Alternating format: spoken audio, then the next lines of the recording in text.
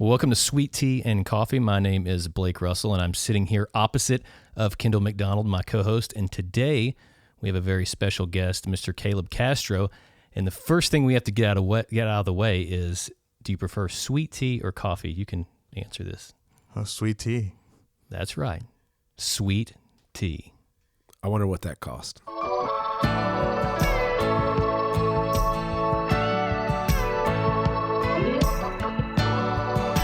Okay, well, we're here with Caleb Castro, and like we mentioned before, he's a sweet tea fan. So I ran to the store today and got some sweet tea. And actually, I'll go and be honest, I didn't get sweet tea.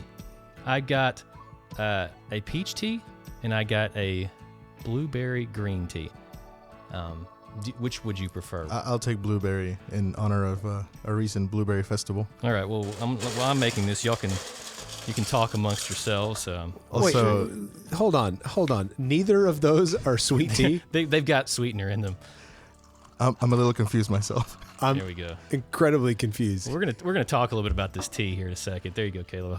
Hope you enjoy that. Thank you. I think I may have some of that blueberry tea as well. To be fair, Caleb, I do think you should maybe say a few words about coffee, because I know that it's not something that you disdain like my co-host here, but it is something that you enjoy. So just for the record, he chose sweet tea today, but tomorrow it may be coffee, right? I mean, they're pretty close. Well, it's really more of what time of the day is it? So in the mornings, it's definitely coffee. Absolutely. But in the afternoons, you got to have some sweet tea. That's good. So here we go. There Let's you see what this tastes like. And also, for the record, friends, you can't see the table in front of us, but there's enough for Blake and Caleb. Blake didn't bring anything. I didn't. We know me. that Kendall is not the sweet tea guy. He's the coffee guy. So I just left that up to him to figure out. Man, this is good. But I'm on my own. So we're drinking a special type of tea today, and this is actually called Texas tea. I don't know if any of you tea connoisseurs know about Texas tea. It's it's local teas. And what's interesting about Texas tea is that they all kind of follow a theme. So you've got I've got the blueberry tea here. I've got the peach tea, but they're associated with like a town that's famous for that particular thing. So this peach tea is Fredericksburg peach tea, which they've got a lot of peach. They grow a lot of peaches out in the hill country in Fredericksburg, and so that's associated. The other one we're drinking is blueberry tea, and you would think that it would be called Nacogdoches blueberry tea because we've got the Blueberry Festival. But it's not. Oh, no. It's Brownsboro blueberry tea. No. Now, here's the thing, is this used to be called Nacogdoches blueberry tea. I remember years ago when they first came out with these things, and then for some reason, we got rejected and replaced by Brownsboro, and I've not been happy about that. And yet, here we are. I'm drinking it, though. Advertising for Texas tea. You should try it. It's really good tea. Today's podcast has been brought to you by Texas Tea. But anyway, now that we're all teed up and ready to go, well, some of us got that. We've turned into a golf podcast. I'd like to introduce our guest today. This is Caleb Castro, and if you are a person that's been around Fredonia Hill long, you'll remember Caleb. He was involved here at Fredonia for many years, a former armor bearer in the worship ministry. And now he's in full-time ministry at a sister church down the street. And so I've known Caleb for a long time, and I just felt like he has just a really interesting story about how they ended up here and how he's ended up in ministry. And we're going to talk a little bit about that today. The first thing I want to talk about, though, is that you've recently come on staff at First Baptist Nacogdoches, just right down the street, our good friends down there, as the Hispanic minister and assistant pastor. Tell us a little bit about what that role entails. Well, it's really interesting. As Hispanic minister, my role is to help the Hispanic people that we are going to be reaching out to and reaching out to give the gospel, to help them to and accommodate them to First Baptist. And that is both not only a language thing, but also a cultural thing. I am also tasked with helping our church understand the Hispanic culture, right? The diversity of that entails, and how we as a church can best serve that community. As assistant pastor, well, the word assistant kind of has that tone that Assistant to the pastor. Assistant to the pastor. I got that reference. But yeah, I get to take on projects, take on different things that the lead pastor is doing. I get to watch him, how he handles certain situations, certain meetings. And he also has allowed me to preach and to teach, which is really cool because I did not know it when I got into ministry, but now I'm getting to enjoy preaching a whole lot. So Wow. That's kind of a quick overview of what that's like. It's a lot of stuff packed into one job. Yeah. That's great. It is. So you talked a little bit about helping your church understand culturally that Hispanic culture and background and things like that. And you and your family are originally from Mexico. Yes. Tell me how you ended up here in Nacogdoches and what brought you here. Ooh, that's a long story. All right, how much time we got? Yeah, so we moved here in 2001. Matter of fact, that was a very many people remember that year. We moved because, and I'll just make this short. We moved because I have two sisters, as some of you know. The youngest was born deaf. There were other complications that happened, but out of that, the Lord just did an amazing work in her life. She was given, about 6 months to live. The doctor said there's no hope, but the Lord just did the miracle. And sometime later, we found out that actually they hadn't caught the one of her eardrums.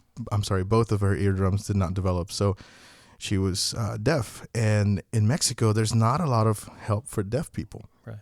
In order for us for her to get sign language, for us to learn sign language and to get the hearing aids and everything, it would take us a drive to Houston once a week, and for her to get a lesson for about 30, and us get a lesson for about 30 minutes. And so that just was not going to cut it. We looked around, and we then noticed kind of you get this new eyes and new horizon, that you kind of open your eyes and you see that around our town there were many deaf kids, and they were just left in their homes and told not to go out and stay in a room and no interaction with the culture. And my father, as a good dad that he is, he said, no, this is not going to be it. Yeah. We started praying and trying to figure out what we were going to do next. Well, we have family here. We have a couple of cousins and uncles and aunts, and one of them heard kind of what was going on and said, hey, the schools here in Nacogdoches are really good. They have a really good deaf ed program. And we said, Naco, what? We've heard of Houston. We heard of Dallas. You probably said, that's the guys that have the blueberry tea, right? Yeah, that's what I said. I've heard of that blueberry tea. So we started praying and said, Lord, if you're going to guide our way, we if this is where you want us to go, then you'll guide our way and you let things just happen. Our documentation stuff just quick, it went through fast. And it seemed like at every step where somebody else would have a really big hurdle or just a complete stop, the Lord was just opening the doors. And so we moved in 2001. I was 12 years old. And that's kind of how I got here to Nacogdoches. Well, I mean, give some perspective too. For people that aren't familiar with what that process looks like, if you talk to 100 people that go through that process, how many of those 100 are going to say, "Oh, it was smooth and quick"? I mean, one or two that may be a smooth and quick. I mean, that really is extraordinary. That absolutely that was that way. Absolutely, yeah. It's about less than 5. I mean, it's very minimal, and so the Lord was gracious in that. Absolutely. Yeah. So you spent a lot of your formative years here in Nacogdoches, obviously. Kendall's shaking his head. They're really time, rubbing this tea every time thing we drink in. the tea. They're right in front of the microphones, drinking their. It's just called sweet tea. And it's so good. I'm so sorry, listeners, that you're hearing the ice clanking. The listeners are already on their way to go buy one of these teas right now. So you grew up mostly here in Nacogdoches. You went to high school here, college here, and then you started your career here. What did you study in college, and what did you start? Well, that's a funny story as well. As you know, if you want your life to go in a certain direction, tell the Lord your plans, and then it'll go a completely different direction. So, yes, I went to middle school, high school here, and I didn't know what I was going to do for college, but I was offered a scholarship at UNT to study jazz. Which, by the way, Caleb is a remarkable saxophone player. Yeah. This is a kind of a side note, but that's I fare well. that's probably why they offered you that. Maybe. And then, but I had a conversation with my dad, and as dads are, kind of concerned about what's going to be the future of you, and you need to be able to provide for your family, and what else do you like? He was just really trying to be helpful. And I thought, well, I really like math, and of course my mom said, you could study here and all of that. So I applied at SFA, and sure enough, I applied in the physics department, science department, and I got a degree in physics with a minor in math. And right after graduating, I went to work at a company in Center, Texas called Porticool. Many of you are familiar with. Oh yeah, we love the Porticools here in East Texas. That's right. And so I worked there in the IT department for a couple of years, and then they pulled me in because they found out I had a physics degree. They said, "Why are you in IT?" I said, "I don't know." I knew how to work with computers, so I was given an opportunity, and I took it. And then when the engineering department was kind of ramping up, and they were about to, they really wanted to release new fans and new design and everything. They wanted to pull what they had and bring others. And so they said, "Hey, you have a physics degree," and they brought me in to help design and develop the new lineup that you actually see on the website. So if you go to porticool.com, their lineup is one that I worked in. Oh, that's cool. Yeah. So I was there for maybe 3 or 4 years more. Okay, so obviously you're not there now, and that's not currently what you're doing. So at some point you felt a calling into ministry. And talk a little bit about that calling and that surrender and what that looked like. Ooh, well, another long story. Let's see. All throughout my life, I had felt these nudges that felt like a calling. And I come from a family that's always been devoted to ministry. My dad was a church organist, a deacon at some point in a church. And at some point, he was also a preacher. My grandfather was a missionary in Mexico. He would go up the mountains in Zacatecas and preach the gospel to all these places. And my dad was born on the top of a mountain. That's a little side note. Wow. And so throughout my life, I kind of felt those nudges because we were always involved in church. And I just always thought, I'm not good enough for that. I'm not. That's not for me. That's more of a holier calling for somebody who's a much better person than I am. And so we got to. I was working at Porticool, and there were some things that happened in my life that it obviously became very obvious that things weren't going well. And the Lord just kind of highlighted that He wanted me to surrender. And I prayed through that. I prayed. And I saw the world falling apart. And Psalm 46 really became alive for me. Everything is crumbling. The mountains are falling, but the Lord is with His people. And He indwells in His city, and it will not be moved. And I thought, I'm a Christian, and I believe in Him. He's got a plan for me. What have I been doing? And so I remember this. I was in my closet in my room, and I was in tears and just thought, I have everything, and yet I feel like I have nothing in the world. But it's obvious that God is calling me to something different, and so I'm just going to surrender. I don't know what that looks like. I don't know what that means even right now, but I feel like this is the right thing to do. And so I prayed. I surrendered that day, and I said, Lord, and this was my prayer, Lord, I surrender everything to You. My life is Yours. Do with it as You will. I said, amen. Got out of the closet, went to spend some time with my family. And then it's almost like a switch happened. All of a sudden, just began spending a lot of time with the Lord, a lot of time in Scripture and just reading. And it was around that time that you and I started working together. You saw something, you noticed something, and you said, hey, I want to work with you. And we began that process of starting to figure out what is this calling and what does it look like, for ministry. Yeah. So Caleb was and I'll back up a little bit. I remember when I first started working here at Fredonia Hill, I was immediately approached and said, "You've got to meet this Caleb guy. He plays saxophone really well." And I was like, "Okay, fantastic."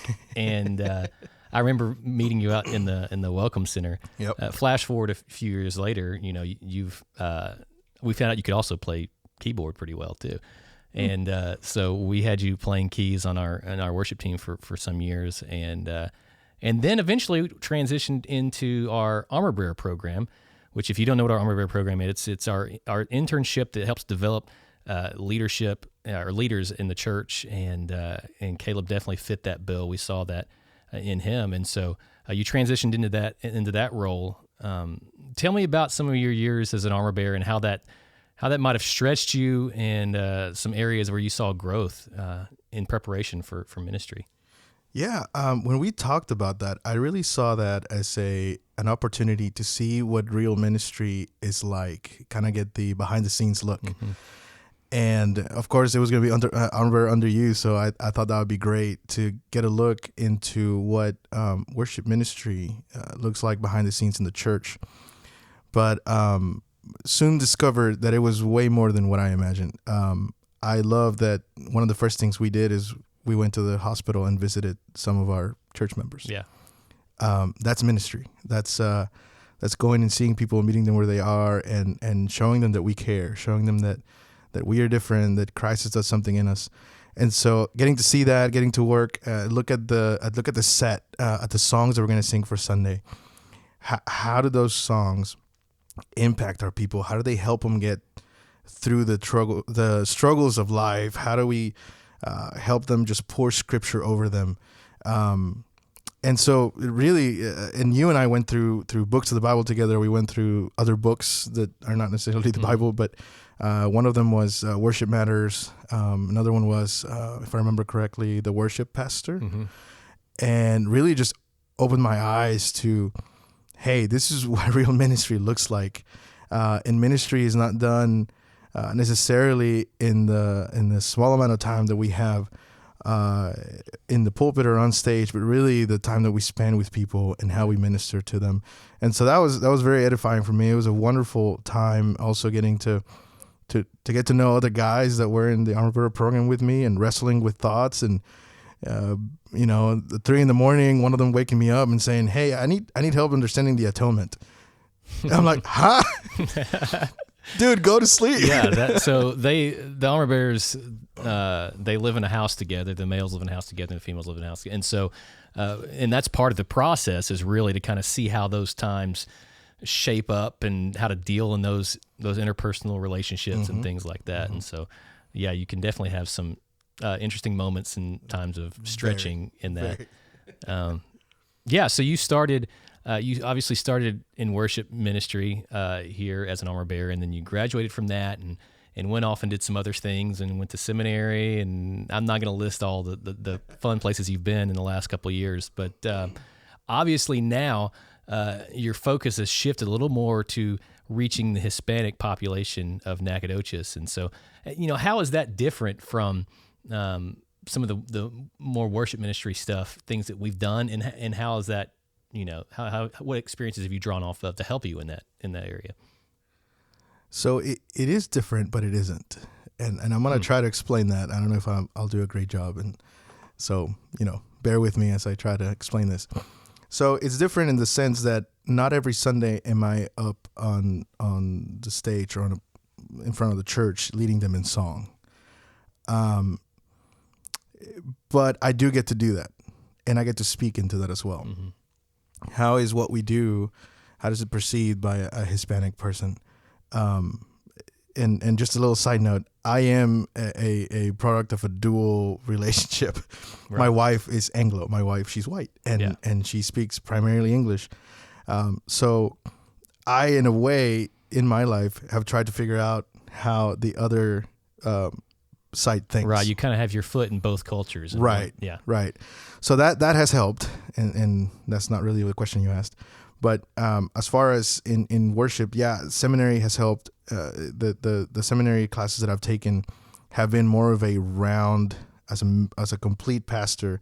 What is a complete pastor is supposed to do, caring for people, praying for people, learning to study scripture well, learning to evangelize. And they really help you understand all aspects of ministry.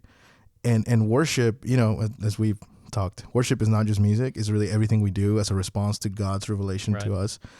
And so all that preparation, hanging out with you, going through books together, learning how to disciple one-on-one, learning how to speak to people, learning how to evangelize. And now I just have to add the context of, how would a Hispanic person perceive what I'm about to say? Right. How do they speak?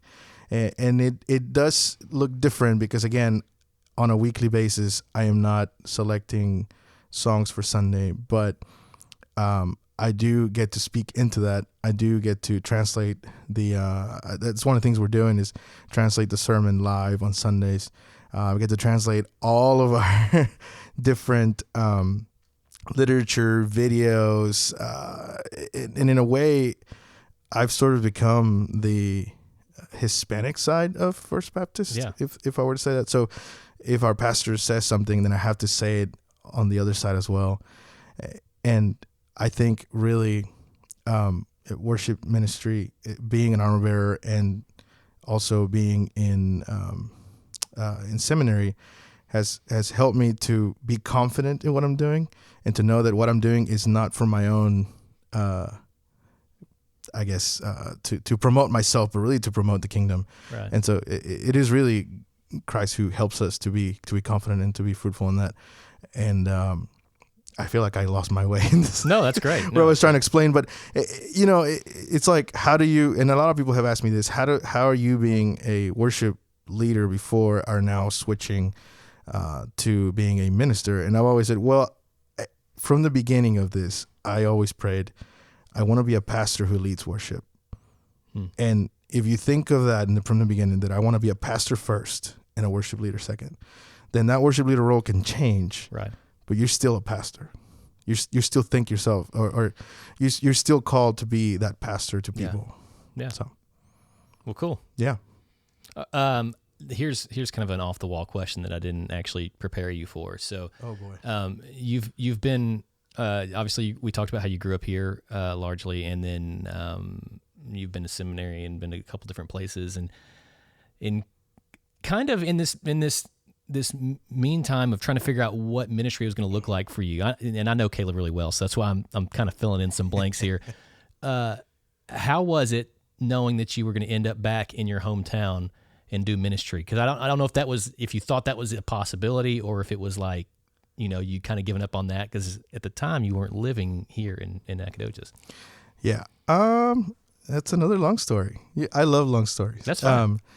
So as many people who are raised in Nacogdoches, they just want to leave. Yeah. I hear that all the time. I'm not that guy, but yeah. I know. Yeah. And I used to be very, very like, oh, I can't wait to get out of here. And don't say that again. The Lord's going to change your plans. But I was at a doxology and theology conference a couple of years ago, and I met one of the guys that writes a lot of the songs that we sing, like His Mercy is More, Come Behold the Wondrous Mystery, Matt Boswell. I met him there, and he quickly asked, I said, hey, good to meet you. My name is Caleb. He doesn't care who I am. But he said, where are you serving? And I said, I'm serving in Nacogdoches, Texas. I don't know if you've heard of that place. And surprisingly enough, he said, I do know that place. I do know Nacogdoches. And I said, what are you studying? So I told him what I was studying. And he said, okay, and are you going to stay there and minister to the people there? And I said, oh, no, I'm getting out of there as soon as I can. And he just kind of got taken aback. And he said, okay, well, just my advice is that if you want it, pray and see what the Lord has for you. And so I feel now that was kind of a seed that was planted. Mm-hmm. And I still felt like, kind of we need to get out of here. And an opportunity came along to go to Southwestern Seminary and study there. And so we moved there. And long story short, probably a month after we moved, I started missing this place. It happens. Yeah, it's missing the place, missing Walmart, missing No one's ever said that. Yeah, the highlight of Hobby Nacogdoches. Lobby, These things that they don't have anywhere else. Nac Burger, Well, that yeah. There you go. CC's Barbecue. You Yeah. know, Yeah. and but really, it was the people, and of course, this opportunity to come back and help interim through for. Basically, I came back to First Baptist on the weekends to help as they found a new worship pastor. I was their interim worship leader. And so every weekend we would come in on Friday or Saturday. And it's funny because you know, we would grab 59 on the way in. Right. And you can just grab the loop back to where our house was. And but every time I would come straight through. And Ashley would ask me, and my wife, she asked me, why didn't you take the loop? That's faster. And I said, oh, I don't know. I just felt like driving. We had just driven 3 hours. Why would you? But you wanted to drive right through town. I wanted to drive. And every time I drove right through town, I felt a sense of peace. And I think that was the Lord just telling me something and trying to catch my attention. And yeah, little by little, I started realizing that I miss Nacogdoches. I miss these people. And that there is a vibrant and very much big Hispanic population that needs to be ministered to, and I don't think I would have seen it had I not been pulled away from this place. I don't think I would have realized what I was missing until I had been pulled away.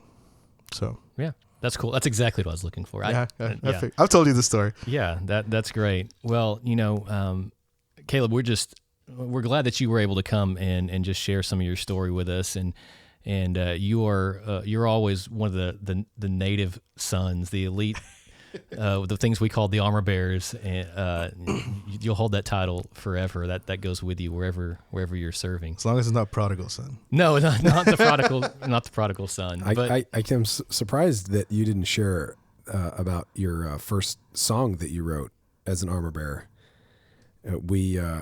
We took a my introduction with Caleb was a 16 hour Oh yeah when y'all drove to road trip. Colorado. I drove the bus with Caleb and a bunch of armor bearers, and that was the first time I'd really and by the time we had arrived at this surprise destination, Caleb and some other very musically gifted armor bearers had gotten together and written a song, and I thought that maybe you could share some of that if you remember any of it. I think there's some people out there that might be listening that would feel really good about hearing that song again. But I don't know. You may want to just give that as a teaser. You know, how do you feel about that, Caleb? I think I'm going to let you down because I don't remember but one line. Oh, man. And that was the first line, and it said, Colorado, why are you so far from home? That just shows you how it was weary quite you are. the journey, but they had that song, and that's great. So tired. So anybody, if you're out there listening and you were on that trip and you remember the lyrics to that song, we would love to hear that, and we will Send us an arrange email. a time to get together and sing it again. Try to, So I don't know. I need just to capture that. in his growth as a pastor. And maturity as a pastor, that just feels like a really important thing to bring up, and I just didn't want this thing to go away without doing it. It's a history. You know? It's a moment that needs part to of history.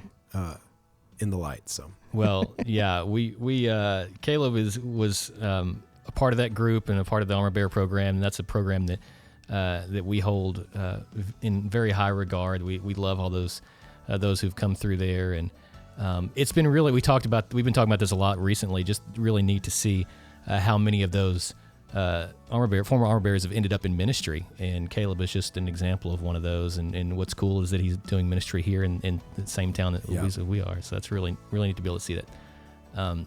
All right, well, that's all that we've got today. We hope that you enjoyed this episode. I know that I'm going to finish this blueberry tea. Sorry, this is really good. It's fantastic. But so go get you some. I got this at Kroger today. So wow. I hope we're getting money for this. We should consider some sponsorships if you're going to do this every time. Hey, we have a member who works as a manager at Kroger, so you know. Watch there you go. Name drop. Yeah. So anyway, that's good. Seems like a good place to wrap this up, and we will see you next time on Sweet Tea and Coffee. Adios.